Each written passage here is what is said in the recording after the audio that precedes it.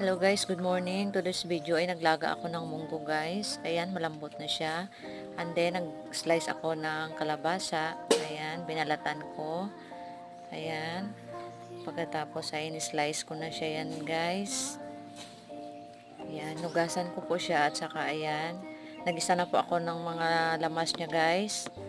So, ayan siya.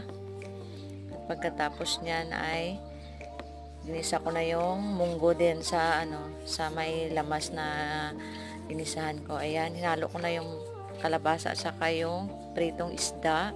Ayan siya guys. Lagyan ko na siya ng asin at saka magic sarap. And then kumuha ako ng guys, ng mga kangkong kasi maliliit lang yan.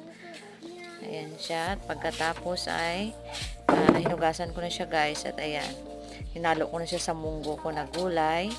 Ayan guys, kakain na kami. Thank you for watching. Bye-bye.